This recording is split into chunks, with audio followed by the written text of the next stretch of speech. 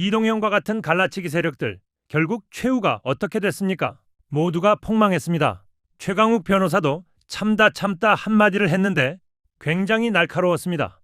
따지고 보면 지금까지 살아남은 건 유시민, 김어준 아닙니까? 이동형이 왜 사악하고 왜 퇴출시켜야 하는지 영상으로 함께 보시겠습니다. 대구에서 30년 넘게 민주당 지지하는 50대 딸 둘 맘입니다. 요즘 왜들 그렇게 날이 서 있는지 힘을 합쳐서 으쌰으쌰해도 모자란데 일부 유튜브에서 감정 쏟아내며 비난하고 싸우려고 하는지 너무 속상합니다. 제발 하나가 되기를 바랍니다. 아유, 너무나 옳으신 말씀이고 너무나 간절한 말씀이고 너무나 공감이 가는 말씀입니다. 그간에 민주시민들한테 좋은 정보를 전달하고 또 재미있게 전달하고 또 의미 있는 어 얘기들을 많이 나눴던 채널들이 소위 흑화라고 하죠. 어쩌다가 이렇게 망가져가는 모습이 보이는데 이제 그런 것들이 뭐 따져 보면은 각자 개별적으로 여러 가지 이유가 있겠지만 유시민 작가 말씀이 그 너무 타당한 말씀이었던 것 같아요. 국힘은 지금 고난을 견디는 법을 제대로 이행하지 못하고 있고 실천하지 못하고 있고 우리는 이 권력을 나누는 법을 권력을 지키는 법을 또 권력을 함께 예 누리는 법을 제대로 모르는 것 같다. 이런 얘기를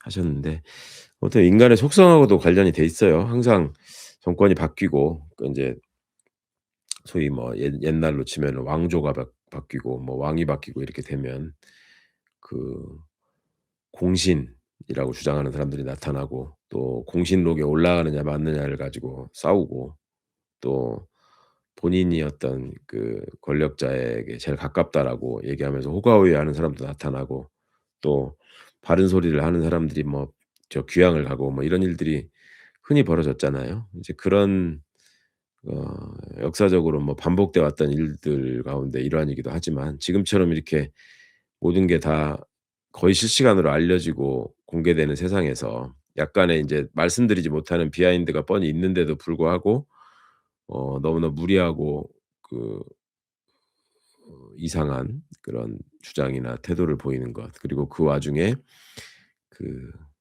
제대로 알지도 못하면서 어떤 그 가짜 정보를 전달하는 거 또 그런 사람들의 말을 그냥 맹신하고 휘둘리는 분들이 있다는 거 이게 인제 우리가 민주진영으로서 갖고 가야 될 여러 숙제이기도 하죠. 또 다른 한편으로는 그런 어떤 그 민주개혁 진영 분들의 스타일이랄까 성향이랄까 이런 거를 또 알기 때문에 상대가 그런 분열을 조장하면서 일종의 프레임을 유포하는 것도 예전부터 인제 써왔던 수법이고 그 리박스쿨이 강연을 하면서 그 댓글 공작이나 뭐 이런 것들을 교육시키는 내용 중에 그런 것들 나오는 거 보셨잖아요. 어떻게든 분열시키면 저들의 숫자가 줄어들고 힘이 빠지고 그래서 우리가 다시 저희 세상을 장악할 수 있다. 뭐 이런 식의 얘기들을 하는 거 보셨을 텐데 그러니까 인제 이게 시간이 지나면 결국 정리되고 해결될 문제인데 선거를 앞두고 있으면 항상 그 내부 경쟁이라는 게 있고 또 지금 선거라는 게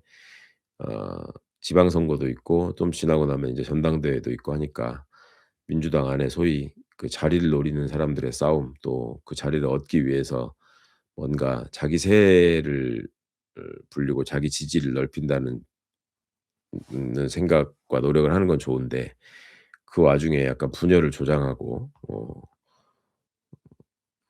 지지자들을 적으로 돌리는 일들을 시도하는 국회의원이 또 눈에 보이기도 하고 해서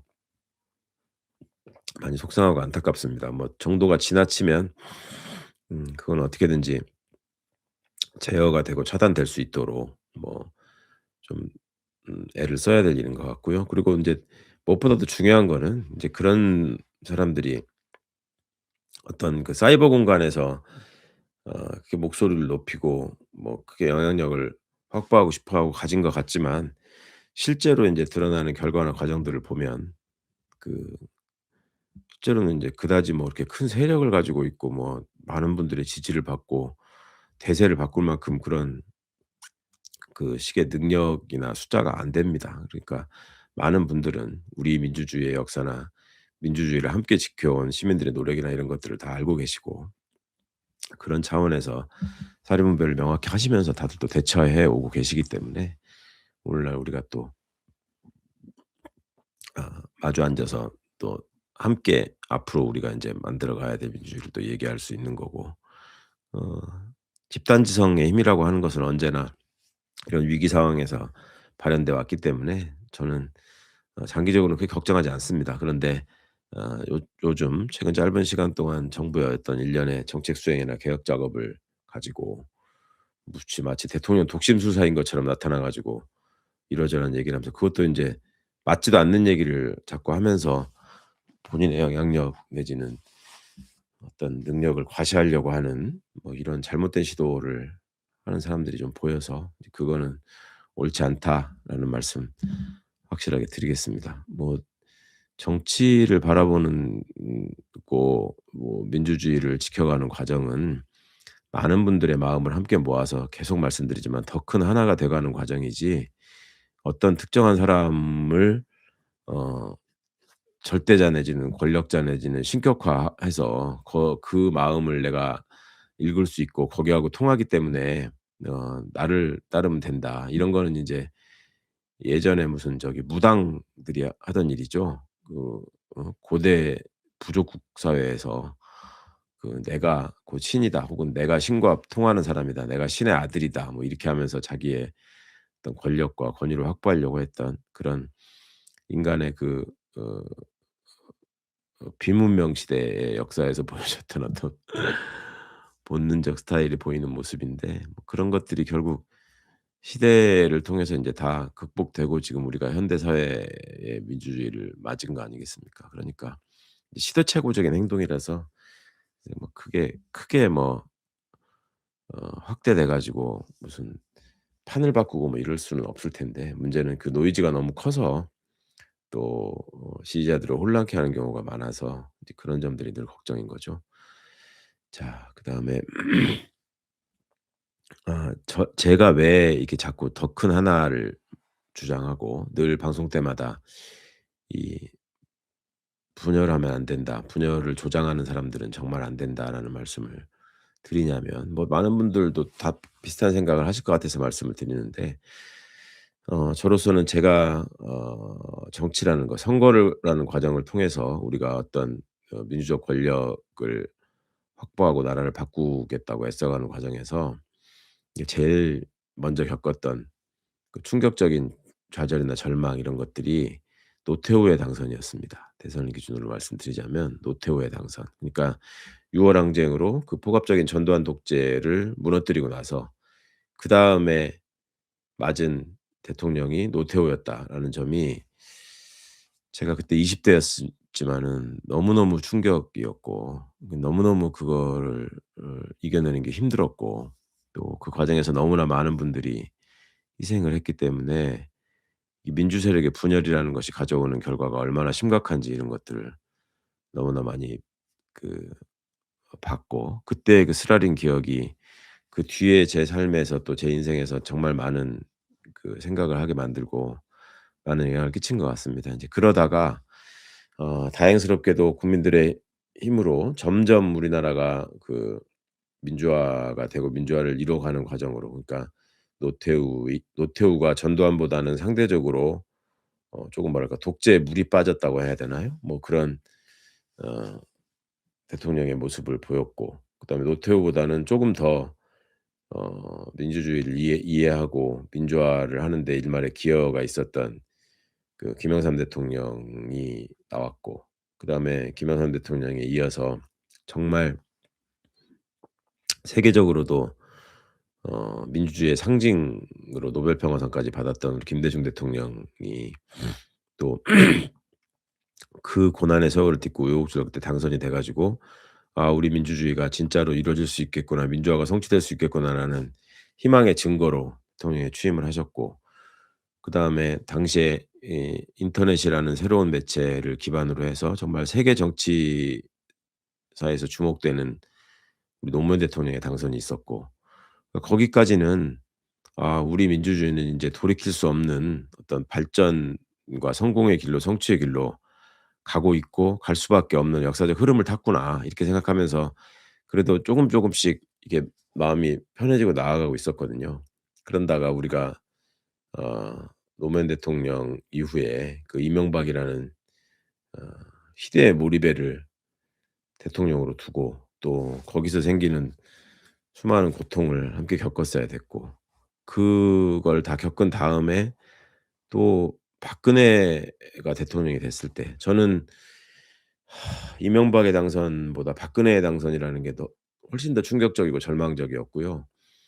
그때 정말 몇 차례 제가 다른 방송에서 예전에 말씀드린 적이 있었는데 정말 어떻게 보면 넋이 나가 가지고 멍하니 앉아 있다가 당시 중학생이었던 우리 큰애가 딸이 어 아빠 모습이 너무 이상하고 안 좋아 보였는지 "아빠 다음 선거 때는 저도 투표할 수 있으니까 너무 그렇게 상심하지 말라."고 위로도 받고 그랬었는데 하여튼 그때의 충격 근소한 차로 우리가 문재인 대통령이 낙선하고 박근혜 시대를 겪으면서 그 국정농단을 봐야 됐고 그 박근혜를 탄핵시키고 겨우겨우 문재인 정부를 탄생시켰는데 인제 훨씬 더 심각한 윤석열이가 대통령으로 당선되는 과정이나 이런 모습을 보면서 이게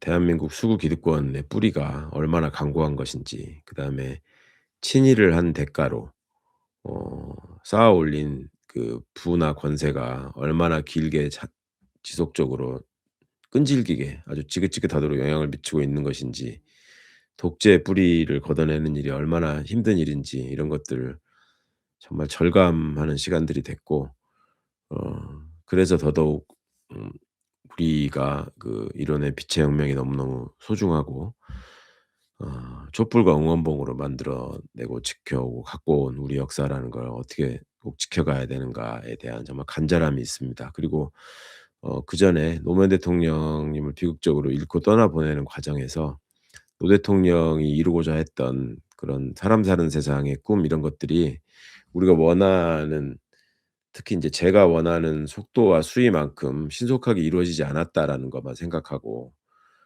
그 시대가 갖고 있던 현실적 한계나 이런 것들을 전혀 감안하지 않고 그냥 서운하게만 생각하고 어 그 실망의 감정을 토로했던 그때 그 지지자로서의 제 모습이 생각날 때마다 너무 한스럽고 제가 그 부끄럽고 그래서 어떤 상황에서도 이제 이런 그 우리 대통령을 둘러싼 음 생각의 차이가 있더라도 그것이 우리 지지 기반의 분열로 이어지는 만큼의 그런 음 그 '혐오의 언어가 난사돼서는 안 된다. 그 분열의 언어를 구사하는 사람을 조심해야 된다.' 이런 생각이 되게 뼈저리게 인제 마음속 깊이 박혔고요. 그러니까 지금 보여지고 있는 여러 현상들도 어 민주주의를 지키고 우리 민주주의를 정말 반석같이 굳건히 세우기 위해서 지금 이루어지는 일이라기보다는 어떻게든 본인을 드러내고 상대와 차별화하면서 그것이 곧 지금 일 잘하고 능력을 최대한 발휘하고 신나게 일하고 있는 대통령을 위하는 길이다라고 착각하는 그래서 그걸 통해서 오히려 더 많이 확대되고 확대되어야만 하는 대통령의 지지를 갉아먹고 있는 그런 위험성과 현실 뭐 이런 것들을 예방하기 위해서라도 지금의 여러 가지 이 부정적인 모습들은 빨리 극복이 되어야 한다. 제가 정청래 대표하고 짬짬이 해가지고 합당을 추진하다가 망했다 이 기조로 말을 하는데 최진봉 교수가 그거에 대해서 브레이크를 안 걸더라고. 제가 합당을 해야 된다고 얘기한 적이 없거든.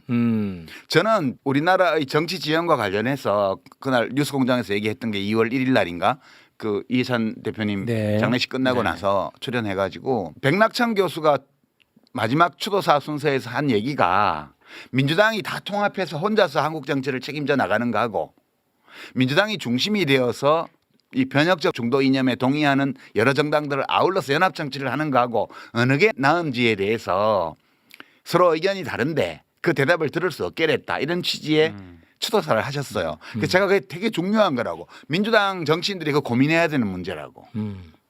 그래서 그 기획으로 가면 조국 혁신당이 합당하지 말고 좀 힘들더라도 밖에서 생존하면서 민주당하고 연합해 나가는 방안이 있고, 그러나 조국 씨와 지금 조국 혁신당의 당원들이 그걸로는 만족을 못하고 우리가 그러면 정권을 잡아서 한번 우리의 사회권 선진국이라는 구상을 실현해보자 이렇게 마음 먹는다면 합치는 게 맞다. 그렇게 제가 얘기를 했어요. 조국 대표가 그냥 그렇게 한국 정치의 혁신과 발전을 위해서 나는 봉사하겠다 그러면 밖에서 하고, 내가 한번 대통령에 도전해보겠다 이런 생각이 있다면 합치는 게 맞지. 그 얘기를 왜 했어? 또 대통령 도전. 아니 그거는 경우의 수가 2개밖에 없고 그 2개의 경우의 수를 다 얘기를 한 거예요. 저는 꼭 합당하는 게 바람직하다고 생각하지 않아요. 네. 근데 이제 그렇게 얘기를 한 걸 빌미로 잡아서 네. 집권 1년 차에 벌써 차기 얘기를 하냐부터 맞아요. 시작해가지고 네. 온갖 욕을. 아니 집권 1년 차인데 당연히 지지자들은 근심하죠. 지난번에 문정부 끝나고 정권 재창출이 안 돼서 그 난리가 났잖아요. 그렇습니다. 내란까지 가고. 그 다음에는 또 민주당이 계속 집권해야 될 텐데 다음에는 누가 있지? 이 고민들을 시민들은 다 한다고요. 근데 대통령 집권 1년 차니까 그런 얘기를 하는 것 자체가 불경스러운 거라고? 아니 우리가 무슨 왕 뽑았어? 그때는 조금 서운했거든요. 유시민 작가님 다음 대권 얘기할 때. 요 감성을 알아야 돼요. 네, 자, 그 감성을 왜냐하면 전달해 주세요. 조국 대표님이 쇄빙선의 역할을 엄청 잘 해오신 것도 있지만 최근에 여러 이슈들로 인해서 네. 그리고 정치력을 보여준 적은 없잖아요. 그래서 저는 네. 막 부산이나 이런 데 나가셔가지고 막 하셨으면 좋겠는 거예요.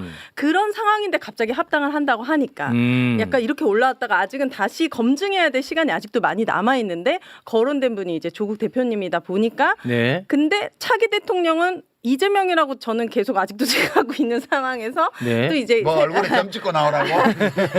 그러니까 너무 그런 부분들이 좀 서운하게 느껴졌고 그리고 문재인 대통령에 대한 생각도 좀 다른 것 같아요. 그렇죠. 이제 그건 다를 수 있죠. 그러니까 유시민 작가님을 워낙 좋아하지만 문재인 대통령 떠올리면 답답하고 화나는 지지자들도 있어. 지지했지만 화나고 속상하고 막 답답한 많아요, 사람들도 그런 분들. 많아요. 근데 네. 조국 대표님, 유시민 작가님 뭐 이제 뭐 다 그런 분들을 하면 문재인 대통령 친문하는 순간 또 문재인 대통령이 딱 떠오르니까 그럼 스트레스가 좀 올라오는군요. 이게 약간 연상이 되면서 딱 거부감이 생기는 거예요. 친문이 부활한다라는 친문 것도 부활. 네. 제가 이게 너무 무슨 말인지 모르겠어서 뭐 부활절도 아니고 그래서 국회에서 다 취재해봤어요. 그렇게 이제 비아냥거리지 말고. 죄송합니다. 그래서 취재를 해봤더니 결론적으로는 친문이 부활한다라는 메시지의 해석이 다음 대권에서는 친명계 라인에서 한 명 나와야 되지 않겠냐로 귀결이 많이 되더라고요. 공통적으로. 아니 그러면 차라리 그렇게 말씀하시면 되지 않냐.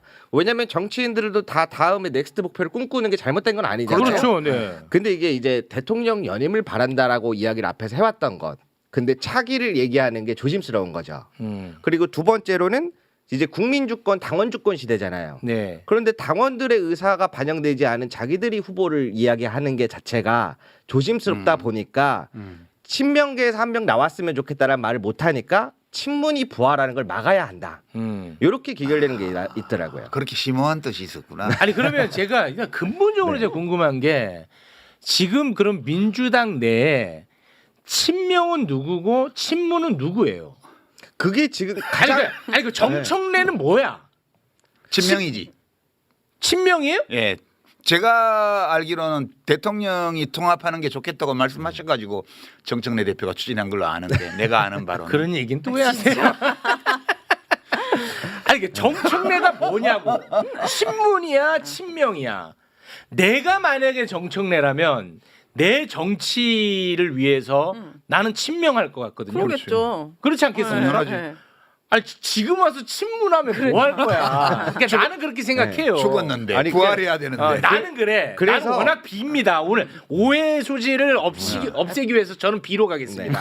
그래서 비 민주당에 좋아, 비 있는 좋아. 분들은 사실 제가 보기에는 다 친명분이 맞는 것 같아요. 네, 근데 근데 이 안에서도 좀 더 선명성 경쟁이 일어나는 것 같아요. 지금 그 민주당 안에서도 서로 이재명 내가 대통령의 충신이다 라고 하는 이 선명성 경쟁에서 좀 더 나를 친명으로 부각시킨 사람들이 나타나고 있고, 그래서 뭐 이제 팀 이재명 그 외에는 팀 김어준 이런 식으로도 지금 여기까지 이 현상들이 전 이어지고 있다고. 그러니까 봐요. 내가 지난주에 얘기한 게 바로 이 얘기잖아. 네. 정확했다니까. 왜 이재명을 내걸고 누구를 공격하냐 이거야. 그거는 이제 지금 김대호 기자가 얘기한 저건데 저거를 내가 약간 벤다이어그램이라는 그런 시각적인 도구를 통해서 얘기를 했던 거고 그런 거에 불과해요. 근데 사실 뭐랄까 친명에서 나와야 된다? 그거 안 돼요. 그게 나올 수도 있지만 그 기획한다고 되지를 않아요. 되게 보면 김대중 대통령 임기 끝날 때 동교동계에서 못 냈죠. 그때 그렇죠. 이인재 씨를 양자로 영입해가지고 이인재 대세를 있었는데 그게 노풍에 무너진 거 아니에요. 그다음에 참여정부 끝날 때 노무현 정부 끝날 때 이해찬 대표가 끝까지 경선을 했는데 그 친노인데 안 되잖아요. 친노. 그러네. 그건 그러니까 친노가 맞고. 반노무현 차별화 정책을 섰던 정동영 후보한테로 넘어갔잖아요. 네. 후보가 안 됐죠 그때. 문재인 대통령 퇴임할 때 친문이 됐어요. 이재명 대통령이 그때 후보된 거 후보였죠. 아니에요. 네. 한 번도 우리 정치사에서 민주화 이후에 기존 집권 세력의 대통령과 친하다는 그 노선으로 그 당의 후보가 된 예가 없어요. 저쪽은 안 그런가? 노태우 정권 끝날 때 누가 됐어요? 김영삼. 김영삼. 김영삼 끝날 때 누가 됐어요? 김영삼하고 싸웠던 이회창. 그렇잖아요. 이명박 대통령 끝날 때 누가 됐어요? 박근혜. 이명박하고 죽자고 싸웠던 박근혜야. 박근혜 끝나고 누가 됐어요? 후보가 홍준표. 홍준표. 친박 아니잖아. 그러니까 어느 정당을 막론하고 집권 세력, 집권한 대통령 계보에서 대통령이 안 나왔을 뿐만 아니라 그 집권당의 후보가 된 예도 한 번도 없어요. 그러니까 그런 건 다 헛꿈이야. 역사적 사례를 보라고요. 아이고 오늘 또 방송 나가면 유시민이 친명 다 죽였다. 싹을 잘랐다. 이거는 아이고 열심히 노력해서 당원과 지지자들의 믿음을 사면 그 사람이 친명이건 아니건 상관없어요. 제가 볼 때는. 네. 네. 그렇게 생각하고 일들을 해야지. 무슨 그런 이상한 기획을 해가지고 그 기획 가지고 백날 담장 쌓아봐야 때되면 다 와르르 무너져요. 언론에서 보도하는 걸 보세요. 재래 언론에서 특히 유튜브도 일부 그렇지만 명청대전이라 그러잖아요. 친명 대 친청의 대전이래요. 이번 네. 오는 8월 전당대회가. 그거는 완전히 허구거든요. 분열책동이고. 근데 그거를 받아안고 무슨 자기가 친명임을 내세우면서 장사하는 사람들 있잖아요. 전형적으로 B죠. 그렇죠. 네. 누구라고 말하지는 않겠어. 오늘 쇼츠 짤각이 네. 너무 많이 나오는데 지금. 그래서 저도 이제 생각 드는 게 뭐 친명이든 친청이든 다 같이 이재명 대통령을 아마 응원하고 그렇게 힘쓰시는 분들이 많을 텐데. 다 그래요. 네, 그래서 너무 그렇게 구분을 짓지 않았으면 좋겠는데 오늘날 제가 지켜보면서 느낀 점들은 이게 사람의 마음을 얻는다는 게 쉽지 않잖아요. 네. 앞으로 있어서 당권 싸움에서도 그렇고. 근데 저는 다 응원하고 싶은데 마음을 얻기 힘들다고 사람의 마음을 좀 흔들진 않았으면 좋겠다. 그렇게 전해드리고 싶습니다. 네. 문재인 대통령 때 친문이라고 나댄 사람들이 그 뒤에 어떻게 된지 보세요. 전형적인 B그룹의 행태를 보이다가 다 망했잖아요. 네. 그렇게 되면 안 된다고. 예. 그러지 마시라고 제가 그렇습니다. 얘기하는 거죠. 예. 네. 그래서 그 벤다이어그램으로 다시 돌아가자면 B의 성향이 너무 극단적으로 강력한 것에 대한 호루라기를 불었다. 이 정도로 정리하면 되겠죠. 호루라기 부른 건 아니고요. 그건 아니에요. 그냥 비평하는 사람으로서 그냥 얘기한 거예요. 저는 민주당원도 아니고 그냥 얘기한 거예요. 뭐 어떤 사람들은 그러더라고. 민주당에서 뭐 옛날에 당직 좀 한 적이 있고 이런 젊은 분들인데 정편이나 이런 데 많이 나오잖아요. 그 유시민 작가는 한 번도 민주당 당원적이었던 적이 없습니다. 맞아. 내가 민주당 당원이면 내 말이 뭐 틀리고 맞고 하는 거예요? 그건 상관이 없잖아요. 비평이라는 거는 그 비평 내용의 합리성과 정합성과 일관성이 문제인 거지. 네. 제가 민주당 당원이었던 기간이 얼마 그게 아무 상관이 없잖아요. 네. 그러니까 새싹이 되려고 노력하는 그 민주당 소속에 비평하는 분들 정신 좀 차리세요. 그런 쓸데없는 얘기 좀 하지 말고 공부들 좀 하시고. 네. 그 이거는 제가 또 개인적으로 궁금한 부분인데 이번에 ABC 벤다이어그램과 관련해 가지고 대한민국 언론이 이란 전쟁 이상으로 무게감을 두고 다루더라고요. 제가 트럼프보다 더 못된 놈인가요? 아니 진짜 그 정도 정도 수준으로 다뤘어요. 저 지금 작가님 손만 보여. 동그라미 하나 더 그리면 세계대전 일어날까 봐. 아니 근데 진짜 저는 이거는 굉장히 궁금해요. 지금도 왜 이렇게까지 언론은 여기에 열광하는지. 저도 그 질문 꼭 드리고 싶었어요. 이게 진짜 재밌는 현상 아니었습니까? 요거를 실제로 이제 민주당 당원들이나 지지자들을 갈라치는 수단으로 쓸 수 있다고 보는 거예요. 아, 근데 그렇게 되지 않아요. 저는 보통의 그런 당원들이나 지지자들은 이 벤다이어그램을 정치인들을 대상으로 한 거로 이해했다고 보고요. 그렇겠죠. 예, 이해했다고 보고요. 그렇겠지. 이것이 뭐 그런 일반 시민들의 마음에 큰 영향을 주는 건 아니야. 저렇게 들으니까 이해가 되네. 그 정도지. 그러니까 뭐 그렇게 해봐야 헛일이에요. 뭐 그렇게들 하나 몰라. 아, 그러면 언론이 여기에 대해서 열광했던 이유는 뭔가 좀 진영을 흔들 수 있을 거라는 기대감. 에다가 이제 김어준까지 한 패키지로 묶어서 좀 보내버리자 이런 것도 좀 있는 것 같고.